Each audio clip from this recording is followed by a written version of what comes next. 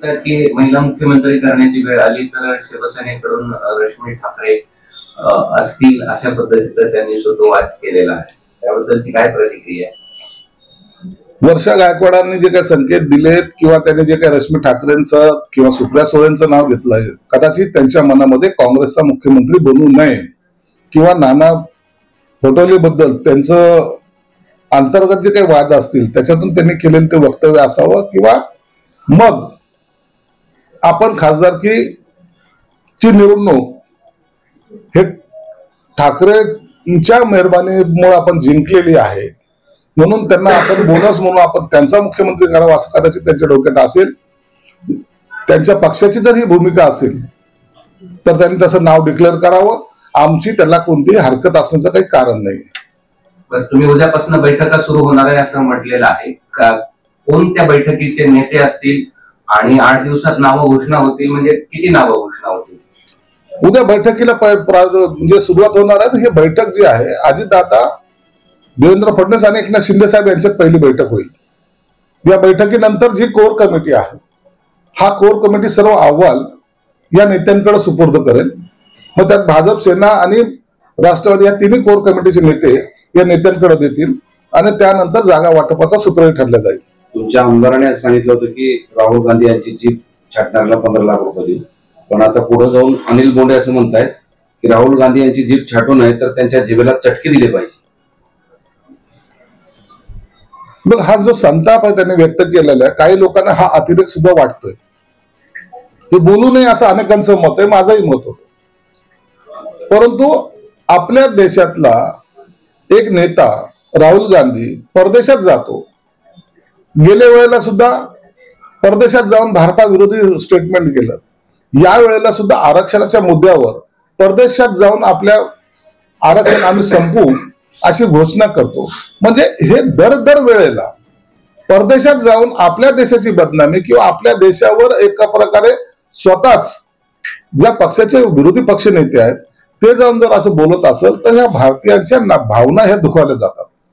तुम्हाला हा देश आहे ना, इथं तुम्ही बोलू शकता ना.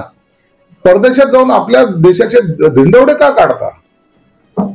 आपल्या पंतप्रधानाबद्दल काही बोलणे, देशाबद्दल काही बोलणे, हा जो विरोधाभास आहे याच्या शिडीमधून व्यक्त झालेली यांची वक्तव्य त्या अनिल बोंडेंचा असो की संजय गायकवाडांचा असो, करू नये. ते जरी सत्य असलं तरी या जबाबदार नेत्याने असं बोलू नये, हेही तेवढं सत्य आहे. गणपती उत्सव आणि विसर्जन यामध्ये सर्वच राजकीय पक्षांचे नेते गुंतलेले असल्यामुळं येणारी विधानसभेच्या निवडणुकीचे काय हालचाल आहे याबद्दलचं साशंकता अनेकांच्या मनात होती. परंतु आता विसर्जन झालेलं आहे. महायुतीबद्दल बोलायचं झालं तर आता या 2 दिवसानंतर युतीच्या बैठका या सुरू होत आहेत. माननीय एकनाथ शिंदे असतील, देवेंद्र फडणवीस आणि अजितदादा हे तिन्ही नेते 2 दिवसातच या बैठक घेणार आहेत. या बैठकीमध्ये भाजपने किती जागा लढवायच्या, शिवसेनेने किती लढवायच्या आणि राष्ट्रवादीने किती लढवायच्या याचा निर्णय अपेक्षित आहे. पुढील 8 दिवसामध्ये काही उमेदवारांच्या नावाची घोषणा होण्याची शक्यता सुद्धा आहे. म्हणून ज्या स्पीडने आता ह्या सगळ्या युतीचे बोलणे होतील आणि हेच माननीय नेतेगण या सर्व बाबीची घोषणा सुद्धा हे करणार आहेत. म्हणून एक मजबूतीने सरकार आणण्यासाठी महायुतीचे जे प्रयत्न आहेत ते उद्यापासून चालू होणार आहेत आणि मला वाटतं निश्चितच महायुती हे येणाऱ्या विधानसभेमध्ये विजयी होईल. आता जे काही बातम्या येत आहेत, मुख्यमंत्री कोण होणार, कोणत्या पक्षाचा होणार, मग काही लोकांना मनातला मुख्यमंत्री देवेंद्र फडणवीस वाटतात, काही लोकांना अजितदादा वाटतात, मलाही आमचे एकनाथ शिंदे व्हावेत असं वाटतं. हे सगळं वाटतं, परंतु याचा सर्व निर्णय हा वरिष्ठ पातळीवर होणार आहे. म्हणून कुणाचाही गैरसमज नको. मी बोललो म्हणून एकनाथ शिंदे साहेबांच्याबद्दल आता युतीमध्ये धुसफूस सुरू झाली किंवा गिरीश महाजन बोलले किंवा आणखीन पडळकर बोलले, असं काहीही जरी असले, हे सगळं आमच्या मनातलं जरी असलं तर अखेरचा निर्णय हे वरिष्ठ नेते घेतील, म्हणून यामध्ये कोणताही संभ्रम नसावा. आतापर्यंत किती जागा आमच्या फायनल झाल्यात, कोण उमेदवार आहेत, याबद्दल कोणतीही चर्चा किंवा आणखीन असं काही घडलेलं नाही. हे येत्या 8 दिवसामध्ये हे सगळं चित्र हे जनतेसमोर स्पष्ट होईल. 8 दिवसात घोषणा होणार आहे. तिघांची असतील की फक्त शिवसेनेचे? नाही, हे तिन्ही पक्षांचे जे काही प्राथमिक जे काही आपल्याला उमेदवार जाहीर करायचे त्यांची नावं हे वरिष्ठ म्हणजे शिंदे साहेब, देवेंद्र फडणवीस आणि अजितदादांनी ओके केल्यानंतर डिक्लेअर केले जातील. किती नावं असतील?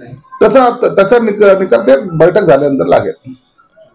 मुख्यमंत्री जर भाजपचे असतील तर ते देवेंद्र फडणवीसच असतील असं ठासून गिरीश महाजन म्हणाले. मी तेच सांगितलं, गिरीश महाजनच्या मनामध्ये देवेंद्र फडणवीस आहेत, पडळकरांच्या मनामध्ये अजितदादा आहेत, माझ्या मनामध्ये एकनाथ शिंदे आहेत.